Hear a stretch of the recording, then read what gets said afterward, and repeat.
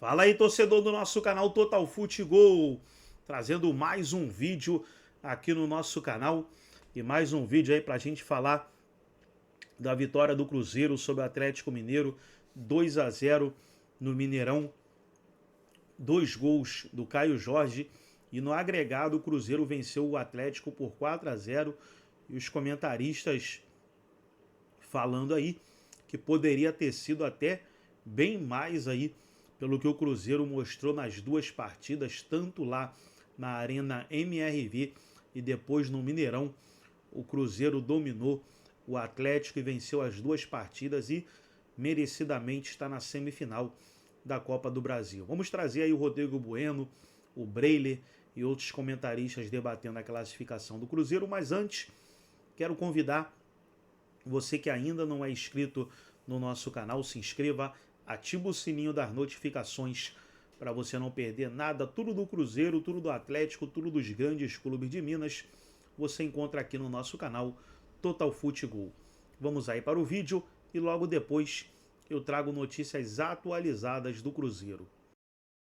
Durante todo o ano não conseguiu colocar em campo aquilo que se esperava desse grupo, desses jogadores, e é uma classificação que não tem nenhum, Senão, né? Não tem nenhum senão. Nada. 2-0 no primeiro jogo, 2-0 no segundo jogo, controle dos 180 minutos, e é um time que, enfim, tem um caminho a ser percorrido agora no Brasileiro até a chegada da semifinal. É um confronto gigantesco, né? Corinthians e Cruzeiro. Acho que tem que ser muito respeitado esse confronto, mas o Cruzeiro vive um momento muito especial. E o Cruzeiro é o favorito para ganhar a Copa do Brasil. É que são 3 meses, né? Em 3 meses pode acontecer tanta coisa. É isso, Bobo. Tudo pode acontecer. Pela bola jogada, nem sempre, né, o favorito ganha.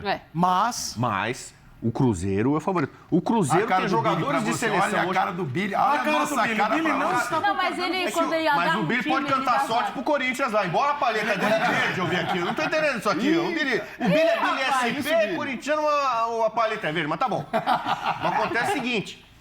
O Capita jogou muita bola, ele sabe. Um time de futebol precisa ter uma espinha dorsal. O Cruzeiro tem um goleiraço. O corintiano sabe bem que é o Cássio. Uma boa zaga. Tem um zagueiraço que hoje tá voando na altitude, que é o Fabrício Bruno, fez golaço no jogo de ida. Tem o Lucas Silva, que é o líder volantão. Tem o Matheus Pereira, que é um meia que pode estar tranquilamente na seleção. A bola que esse cara já tá jogando desde o ano passado. E tem um atacante que tá iluminado. O resto não quer dizer que são jogadores ruins. Mas a espinha goleiro, zagueiro, volante, meia, atacante, o Cruzeiro tá muito bem servido nesse momento. O Caio Jorge, ele saiu da seleção, foi cortado, né?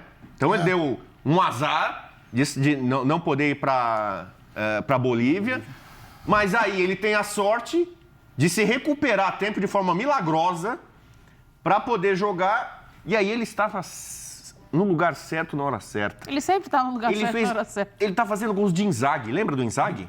O Inzaghi... O Brenner é centroavante, né? Ele conhece da posição. Me inspirava muito no Inzaghi. Né? Então o Inzaghi, às vezes, tecnicamente, nem era um grande jogador. Mas ele tava no lugar certo, a bola batia nele, desviava e entrava. O cara tinha faltam 3 cheiro meses. do gol. O Caio Jorge tá com o cheiro do gol. Faltam 3 meses pra semi O André Balada naquele Santos Você que tinha crava Ganso, que o Neymar. Cruzeiro é favorito. O Cruzeiro é o favorito. Ah, mas o Cruzeiro... Tá vendo, Billy? O Billy é Corinthians. Mas no papel a gente tem que concordar, mas assim, o Corinthians já provou e prova ao longo da sua história que na hora do jogo sair, cai por terra.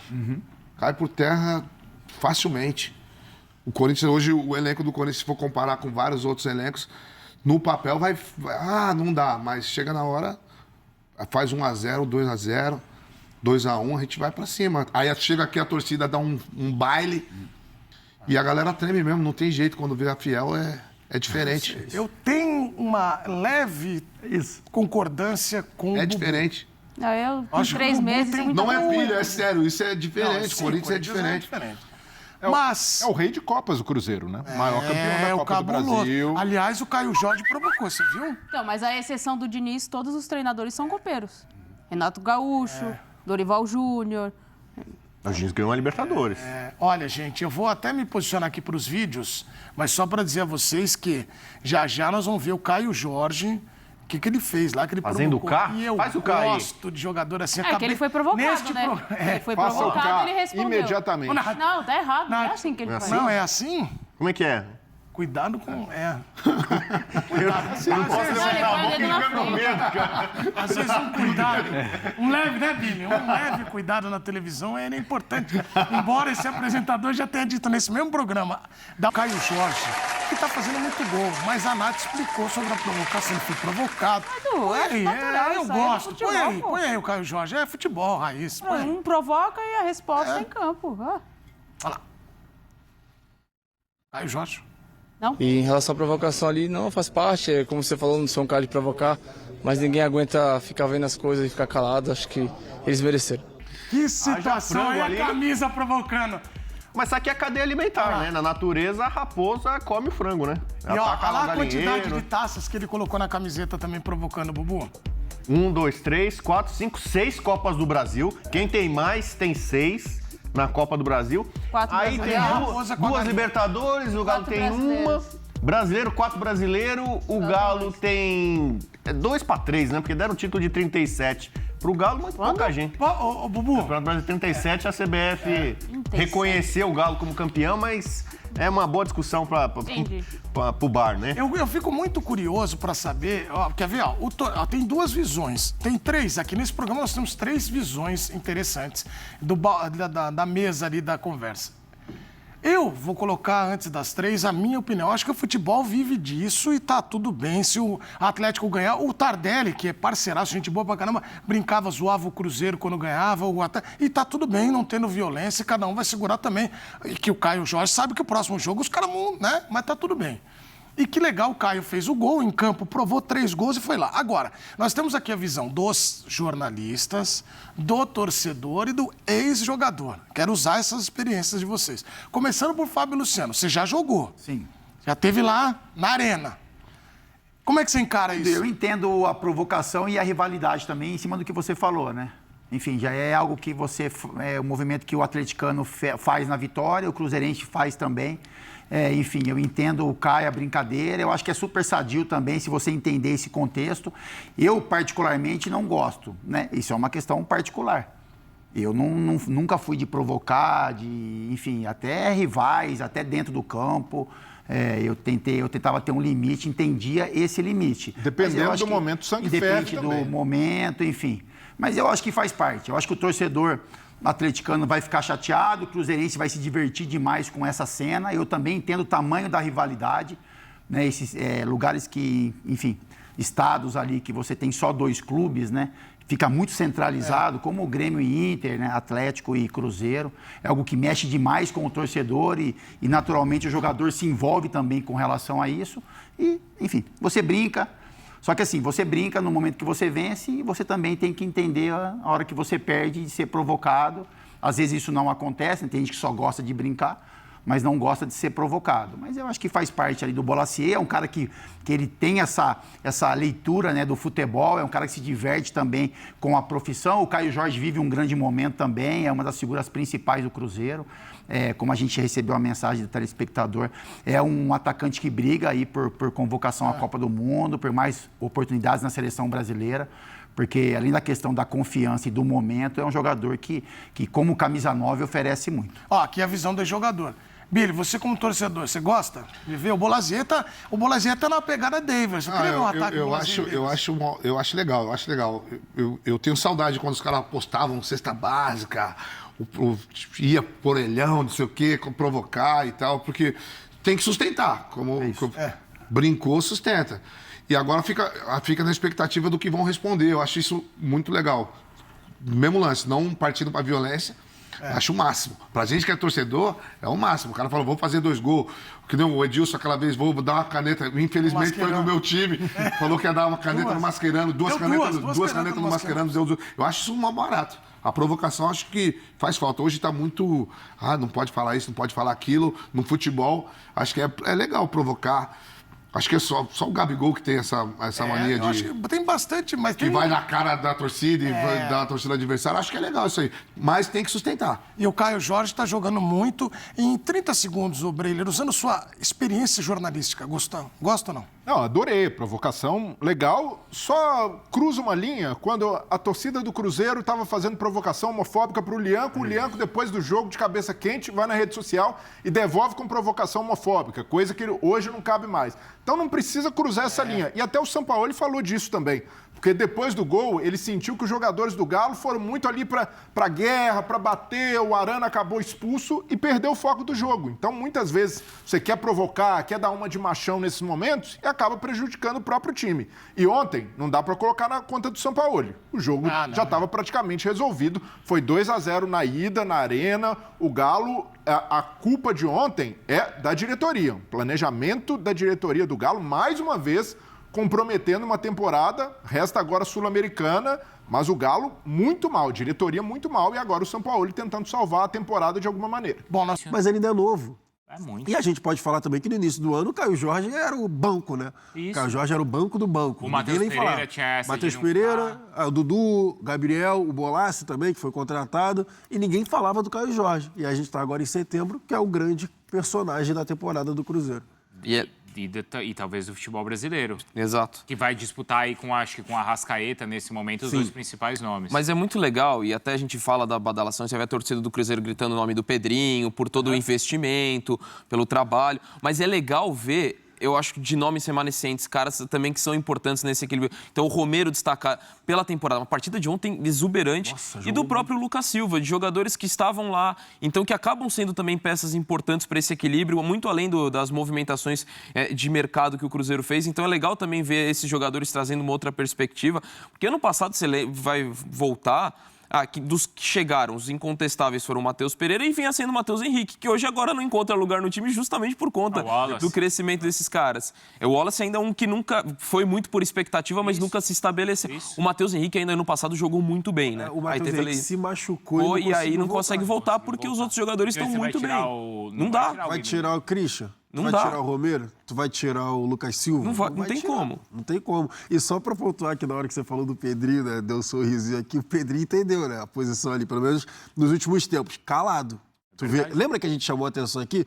Que era um torcedor, tinha muito dinheiro, comprou o clube, mas estava naquela empolgação. Eu sou dono do brinquedo, tá gastando dinheiro pra caramba e tal, e depois que gastou, teve a rescisão lá com o Dudu, que não deu certo, a gente falou, o Pedrinho ainda vai ter que entender o equilíbrio entre ser torcedor do Cruzeiro e ser o dono, ser o dirigente, o presidente do Cruzeiro. Também teve aquela questão com o Matos, a gente falou aqui. E, enfim, depois mas eu acho disso... que talvez aí esteja o ponto de virada confiança dele no virada Jardim. De chave, né? Porque tinha o Matos ali no meio dessa história e, de repente, sai o Matos. Sai o Matos e ele também fica ali no silêncio. Ele parou também de falar. Mas acho que de bastidor tem alguma coisa contratação badalada também. Então, e tem alguma coisa do Jardim ganhar a confiança do Pedrinho. E os dois... Tem até as relações deles, até comerciais ali também, né? Tem uma relação forte de confiança, me parece, dos dois. E o Pedrinho entendeu isso e isso é melhor pro Cruzeiro. E a resposta do Leonardo Jardim, porque ali ficou uma... Ok, quando teve toda a história do Dudu, é um voto de confiança no treinador. Então ele teria que... dobrou a aposta em cima dele e ele correspondeu. Então acho que assim, o Leonardo Jardim também sai muito fortalecido em relação ao trabalho, porque foi muito autoral, porque num primeiro momento de um Cruzeiro badalado, das contratações, não, mudou a configuração do time a partir do ponto de vista do treinador e tá dando extremamente certo. E o Dom, que o Cruzeiro, ele vai... não vou falar beneficiado, senão parece que foi a favor dele. Não foi a favor dele, mas assim... agora... É muito positiva a mudança de calendário pro Cruzeiro. Porque ele vai ver aí o Palmeiras e o Flamengo se matando em Libertadores, com viagens, com os jogos decisivos, e ele só Brasileirão. Ele só vai resolver a vida dele na Copa do Brasil depois que o brasileiro tiver decidido. Talvez o único que não seja bom é o Fluminense. Talvez, dos semifinalistas.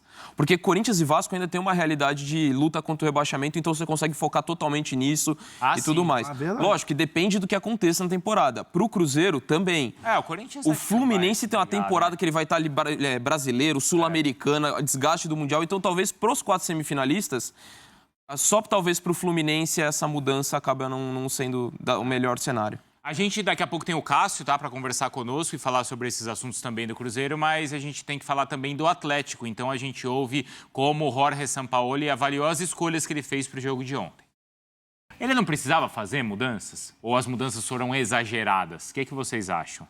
O primeiro ponto, a telinha aí, né? Parabenizar o Luiz lá, né? O Luiz, o estagiário, né? O nosso estagiário. Porque a gente estava na resenha Ele lá fez? no... Não, porque a gente estava na resenha no grupo, né? Eu acabei falando ali, ele falou que poderia ser um bom de montar a telinha. Ele foi bem. Parabéns, Ele que fez? Luiz. Foi o Luiz que não fez? Não sei se ele fez, não sei se foi ele que fez, mas a ideia ali na resenha, ele que pontuou, inclusive... Foi o Data. Não, mas inclusive um ponto que... Foi a Jade que falou isso. Eu acho que não foi o Luiz, não, hein? Foi o Luiz que escreveu, cara. Inclusive... Ele tem ideia dos outros. Não, mas ele que escreveu lá na hora, né, que a gente estava resenhando. Tô brincando, Luiz. E em relação às mudanças do Sampaoli, assim, o que me pegou mais foi a questão do Coelho. Coelho, principal jogador... Ali foi com a assinatura do Sampaoli, o principal jogador do Atlético, desde ali do Atlético Bucaramanga, né? Aquele jogo quando ele foi voltando de lesão, jogando na ponta esquerda. Voando na ponta esquerda. Mudou um jogo até jogando de lateral direito ainda com o Cuca, mas a torcida reclamou que foi uma barbaridade justamente porque o Coelho foi para lateral direito ali numa tentativa de colocar o time para frente. E ontem, de saída, o Coelho me vira lateral direito. Sim, óbvio, né? Ala direito, porque o Fausto Vera estava jogando como terceiro zagueiro, que também não é a posição dele. Então, o Fausto Vera que é volante. Que a torcida já não gosta. Que é volante, vai para o meio da zaga, fazer a saída de 3, o Arana vira a ponta esquerda, sendo que o Arana não vive uma boa fase, então nem na lateral ele tá jogando tão bem, virou ponta esquerda, aí o Gabriel Menino jogando no meio, faltando pegada, também no meio campo, então o Gabriel Menino e o Alexandre... Mas ele não precisava tentar fazer algo totalmente diferente ele realmente, meus parabéns, pô. Mas não é só mudar por mudar, fez todo né? mundo, ele fez não é só mudar por mudar. Tentou alguma coisa mas diferente. a Win tirar todo mundo da sua posição, pô, até quem legal. tá bem. Baita Win, Coelho, você é o cara, minha válvula de escape pela esquerda, vamos fazer o seguinte, hein? Vai virar meu lateral direito. Vem aqui, ó. Senta aqui do meu ladinho aqui, que tu vai virar meu lateral direito, tu vai ter que marcar o Wanderson. Agora é essa a tua função, vai marcar o Wanderson. Pô, não, cara. Eu acho que você mata... Eu também... Exagerou, Donk? Exagerou. Assim, eu entendo que poderia fazer mudança, propor algo novo, mas assim, eu tô muito com o Jailson, cara. O Coelho tem jogado demais. Né? Você acabou matando uma das principais alternativas que você tem na sua equipe. Então... Você chega lá, quem tá bem esse? Então esse fica aqui no seu lugarzinho. Exato. Vamos tentar, né, ajeitar o resto, mas deixa o cara ali. Entendo que ele pode pensar em coisas diferentes e tudo mais. Não dá pra também condicionar muito a eliminação. Ele chegou já num cenário ali complicado, um gol de bola parada logo no começo, já acaba com qualquer situação. Não dá para condicionar muito isso em relação ao trabalho que ele possa fazer, mas olhando especificamente a estreia dele, acho que não foi uma boa. Assim, não foram escolhas que... Essa do Fausto Vera como zagueiro, mas principalmente a do Coelho foi o ponto principal em relação a... A gente viu ele falando ali. Aí ele falou o seguinte, né? Ele foi questionado especificamente sobre isso. Por que você tirou o cara que estava tão bem na ponta esquerda e colocou na lateral direita? Ele falou, eu tentei colocar bastante gente no meio de campo, tentei fechar ali o meio de campo e ter dois caras com habilidade pelos lados, para tentar ter velocidade e abrir dessa maneira. Coloquei o Arana do lado esquerdo, mas o Arana de fato tá mal, e o Coelho do lado direito. Assim, não deu certo, né, o que ele tentou. Não. Beleza, não deu certo. Mas sabe outro ponto, além disso? Eu entenderia, tá?